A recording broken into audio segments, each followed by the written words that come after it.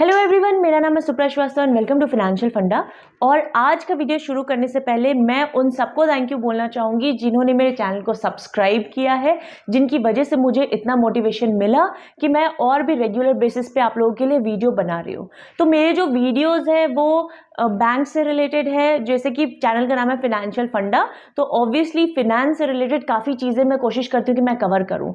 तो दो जो कि लार्जेस्ट बैंक है, SBI जो कि लार्जेस्ट बैंक है, सेकेंड लार्जेस्ट बैंक है पंजाब नेशनल बैंक, और मैं दोनों को ही कवर करने की कोशिश करती हूँ क्योंकि यहाँ पे कस्टमर बेस बहुत ज़्यादा है। Specially state bank of India की बात करूँ तो कस्टमर बेस बहुत ज़्यादा है, जहाँ पे कस्टमर को सर्विस मिलने में प्रॉब्लम आती है। तो इसमें सिर्फ ये नहीं है कि बैंक के जो बैंक मैनेजर्स या बैंक के जो एम्प्लॉयज़ हैं उनकी वजह से ऐसा है, वो भी ऐसा नहीं है कि वो चाहते हैं ऐसा करना, लेकिन कस्टमर बेस ही इतना ज़्यादा है कि सबको इक्वल सर्विस मिलने में प्रॉब्लम आती है। तो इसके लिए हम क्या कर सकते हैं, यही सोच थी मेरी कि मैं ऐसे कस्टमर्स जिनको प्रॉब्लम आ रही है बैंक से रिलेटेड, जाके क्वेरीज उनकी सॉल्व नहीं हो रही है, तो वो खुद से अपनी क्वेरीज कैसे सॉल्व कर सकते हैं। तो ये मेरा मेन मोटो है जिसके लिए मैं वीडियोस आप लोगों के लिए बनाती हूँ, और काफ़ी सारे लोगों की क्वेरीज भी मैंने सॉल्व करने की कोशिश की है जितना भी पॉसिबल हो सकता है मेरे से। तो नेट बैंकिंग के थ्रू बहुत सारे ऐसे सर्विसेज हैं जो कि आप आराम से कर सकते हैं, ले सकते हैं, आपको बैंक जाने की कोई ज़रूरत नहीं है।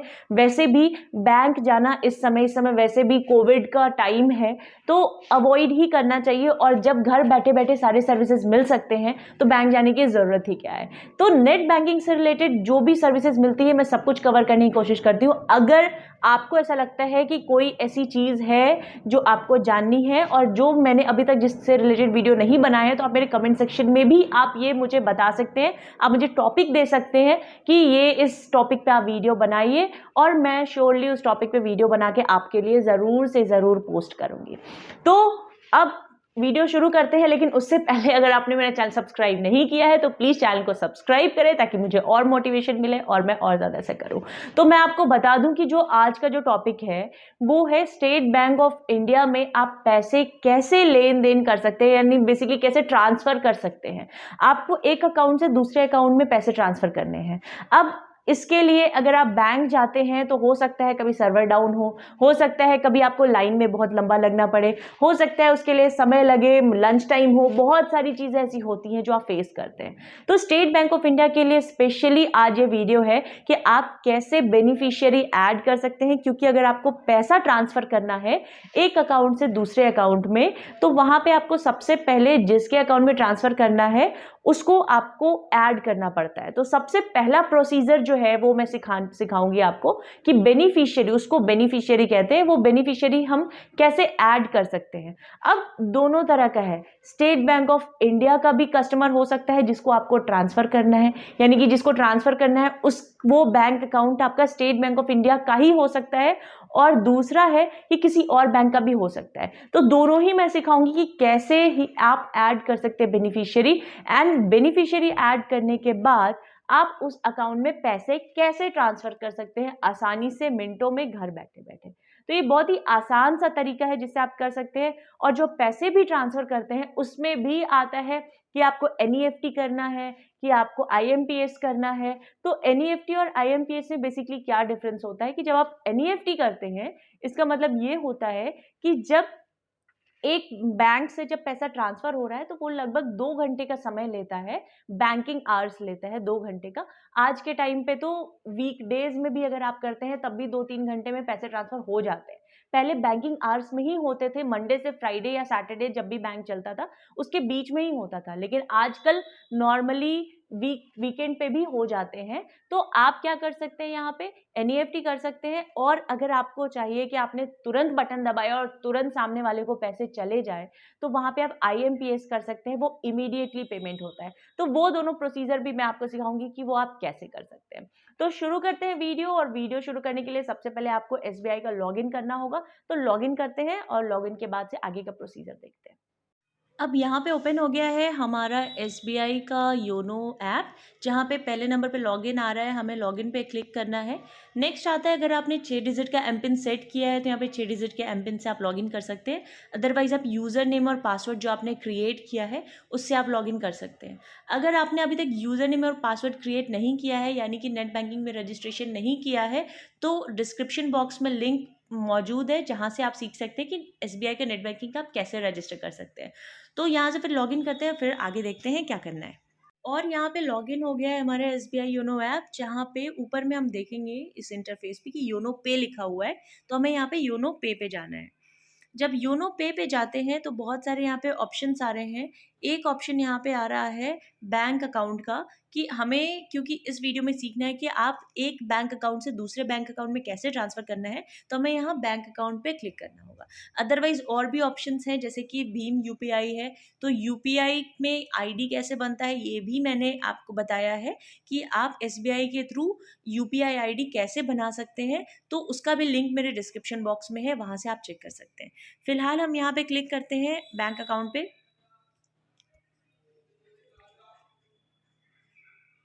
नेक्स्ट यहाँ पे आ गया है कि बेनिफिशियरी ऐड करने के लिए। अब बेनिफिशियरी यहाँ पे एक भी अगर ऐड नहीं है, या फिर अगर है तो आप यहाँ से सर्च बटन जो यहाँ पे दिया हुआ है, यहाँ से आप सर्च कर सकते हैं। अदरवाइज़ आप यहाँ पे अगर एक भी ऐड नहीं है तो यहाँ पे पे अ न्यू बेनिफिशियरी का ऑप्शन आ रहा है नीचे में, यहाँ पे हम इस पर क्लिक कर देंगे। अब यहाँ पे मांग रहा है इंटरनेट प्रोफाइल पासवर्ड। अब इंटरनेट प्रोफाइल पासवर्ड अगर आपने बना लिया है, क्योंकि जब हम रजिस्ट्रेशन करते हैं इंटरनेट बैंकिंग का तो वहाँ पे प्रोफाइल पासवर्ड बनाने के लिए भी आता है। अगर आपने वो बना लिया है तो ठीक है, अगर नहीं बनाया है तो आप बना सकते हैं इसके थ्रू। इसके लिए अलग से भी मैं एक आपके लिए वीडियो ज़रूर बनाऊँगी। अदरवाइज़ आप यहाँ पे फॉरगेट प्रोफाइल पासवर्ड से भी अगर आप भूल गए हैं बना के, तो क्योंकि नेट बैंकिंग जो एक्टिवेट करता है वो प्रोफाइल पासवर्ड कहीं ना कहीं बनाता ही है। अगर आप भूल गए हैं तो फॉरगॉट प्रोफाइल पासवर्ड पे आप क्लिक करके वापस से रीसेट कर सकते हैं। अदरवाइज नेट बैंकिंग के थ्रू भी यहाँ पे प्रोफाइल पासवर्ड बनता है। अब यहाँ पे प्रोफाइल पासवर्ड मैं यहाँ पे डाल के सबमिट पे क्लिक करती हूँ। अब यहाँ नेक्स्ट आ रहा है कि SBI का अकाउंट है या फिर दूसरे बैंक का अकाउंट है, आपको किस में पैसे ट्रांसफ़र करना है। अगर SBI से SBI, क्योंकि आपका SBI का बैंक अकाउंट है, अगर दूसरा जिसमें ट्रांसफ़र करना है उसका भी SBI का ही बैंक अकाउंट है तो हम इस ऑप्शन पे क्लिक करेंगे। अदरवाइज़ SBI को छोड़ के अगर कोई भी दूसरा बैंक है, जैसे कि HDFC, PNB, ICICI, yes bank, कोई भी बैंक है, तो हम यहाँ पे अदर बैंक पे क्लिक करेंगे। तो जब SBI का बैंक अगर अकाउंट होल्डर है तो वहाँ पे IFSC कोड की ज़रूरत नहीं होती है, लेकिन किसी भी दूसरे बैंक का होगा तो वहाँ पे IFSC कोड की ज़रूरत होती है। तो सबसे पहले हम सीखते हैं कि SBI का ही अगर अकाउंट होल्डर है तो हम कैसे बेनिफिशियरी यहाँ पे ऐड करेंगे। तो यहाँ पे सबसे पहले हम SBI पे क्लिक करेंगे। देन आ रहा है यहाँ पे कि आपको नाम, अकाउंट नंबर, ये सारी चीज़ें यहाँ पे फिल करनी है। अब जो भी नाम है, जिस भी नाम से है, वो यहाँ पे नाम यहाँ पे फिल कर देंगे। एंड देन क्या होगा आपका, क्योंकि जिसको ट्रांसफ़र करना है ऑब्वियसली उससे आप क्या क्या डिटेल लेंगे, आप उसका नाम लेंगे, आप उसका अकाउंट नंबर लेंगे, अगर दूसरे बैंक का है तो आप उससे IFSC कोड वगैरह लेंगे, यानी कि किस ब्रांच में है वो भी लेंगे। और अगर SBI का ही है तो इन सारी चीज़ों की कोई ज़रूरत नहीं है, सिर्फ आप नाम और अकाउंट नंबर ही लेंगे, उसी से काम हो जाएगा। यहाँ पे अकाउंट नंबर जो भी है वो आप डालेंगे and then re enter account number, same account number आप यहाँ पे फिर डालेंगे। याद रहे कि जो आप ऊपर डाल रहे हैं वही आपको नीचे डालना है। ये तो मैंने रैंडम डाला है क्योंकि किसी के भी अकाउंट नंबर यहाँ पे मैं डिस्क्लोज नहीं कर सकती। तो यहाँ पे आप अकाउंट नंबर डालेंगे एंड देन नेक्स्ट आता है मैक्सिमम लिमिट। मैक्सिमम लिमिट यानी कि यहाँ पे जैसे अगर आपने सेम नहीं डाला है तो अकाउंट डज नॉट मैच आ जाएगा, अगर आपने सेम डाला है तो यहाँ पे अकाउंट मैच का कोई यहाँ पे आएगा ही नहीं, रेड से आपका नॉर्मली ये आगे प्रोसीड कर जाएगा।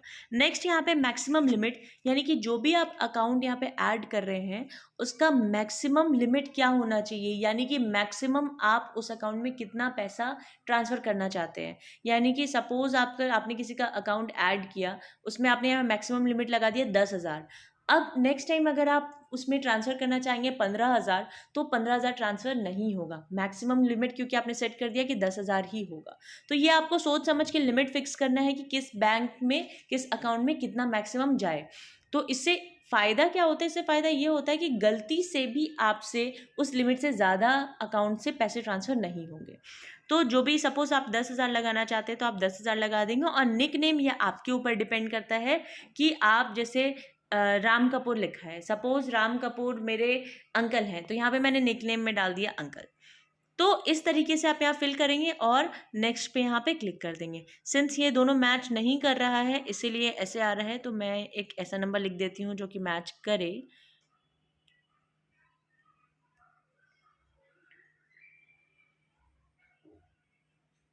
अब यहाँ पे मैंने सिर्फ 0 ही लिखा है तो ये मैच कर गया। तो यहाँ पे आप देख सकते हैं कि नेक्स्ट का ऑप्शन जो है यहाँ पे हाईलाइटेड हो गया। तो नेक्स्ट जब हम यहाँ पे क्लिक करते हैं, अब यहाँ पे नेक्स्ट करते ही यहाँ पे मेरे पास क्या क्या आ गया, एक तो पेइंग टू में आ गया कि मैंने जिसका भी निकनेम सेट किया है वो निकनेम आ गया। यहाँ पे उस पर्सन का अकाउंट नंबर आ गया जिस अकाउंट नंबर पे मुझे भेजना है। नेक्स्ट आ गया पेइंग फ्रॉम, यानी कि किस अकाउंट से मैं पे कर रही हूँ, यानी यहाँ पे मेरे बैंक अकाउंट का नंबर आ जाएगा, मेरे बैंक में कितना अवेलेबल बैलेंस है ये आ जाएगा। अब यहाँ पे जो अमाउंट लिखा हुआ है इस जगह पे मुझे कितने रुपए ट्रांसफ़र करने हैं वो मैं यहाँ पे लिखूँगी, जितने भी ट्रांसफ़र करने हैं। अब यहाँ पे मैक्सिमम लिमिट मैंने 50,000 यहाँ पे लिखा है। तो अब यानी कि अगर 51,000 मुझे भेजना होगा या 50,001 रुपये भी भेजना होगा तो ये नहीं जाएगा। तो जितना भी मुझे भेजना होगा वो 50,000 के नीचे ही भेजना होगा। सेकेंडली कि अगर मैं 25,000 रुपये तक भेजना चाहूँ तो वो इमीडिएटली ही चला जाएगा।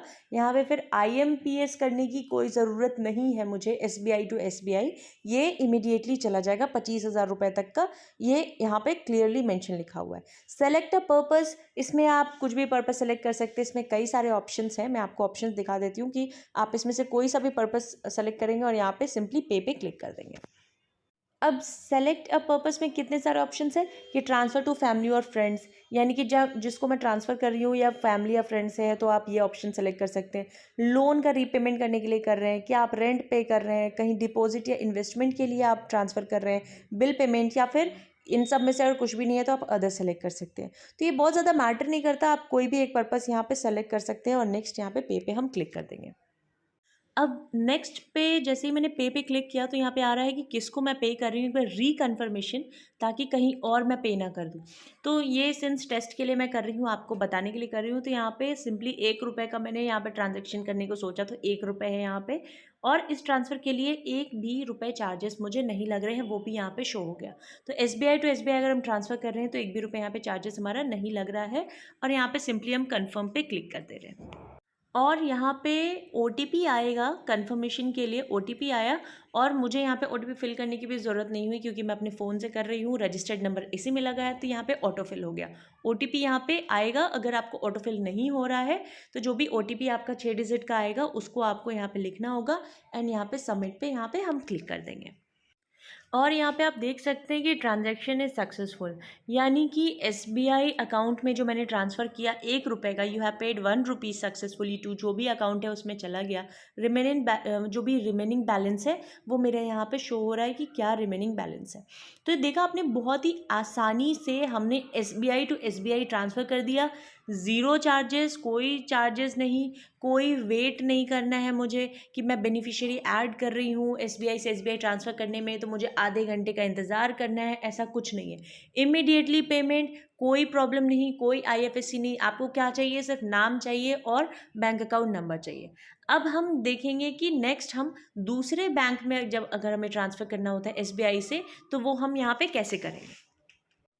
अब यहाँ पे आप एक चीज़ और देखेंगे कि बेनिफिशियरी जो मैंने ऐड किया था, जहाँ पे मैंने पैसे ट्रांसफ़र किए, जिसके लिए 1 सेकंड का भी वेट नहीं करना पड़ा, वो यहाँ पे ऐड भी हो चुका है।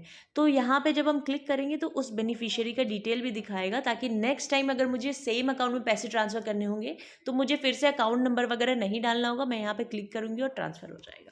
तो इस पर क्लिक करके आप देख सकते हैं।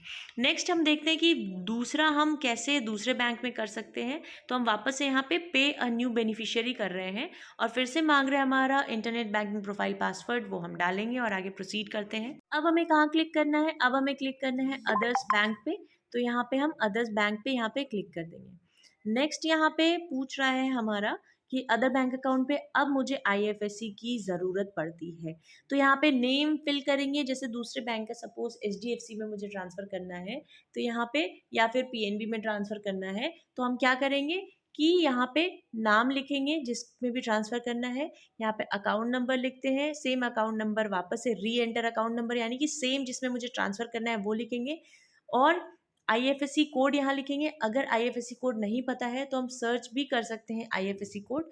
तो यहाँ पे सर्च कैसे करेंगे वो भी मैं आपको दिखाऊंगी, और मैक्सिमम लिमिट आप जो भी अकाउंट ऐड कर रहे हो उसमें कितना मैक्सिमम ट्रांसफ़र होना चाहिए, और उसका एक हम निकनेम दे सकते हैं।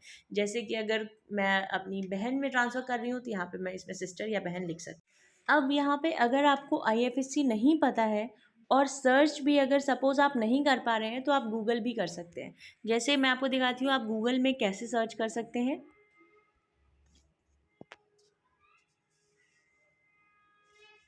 यहाँ पे मैंने ओपन किया, जैसे सपोज़ मुझे PNB का जानना है तो Punjab national bank sector 51 branch IFSC code.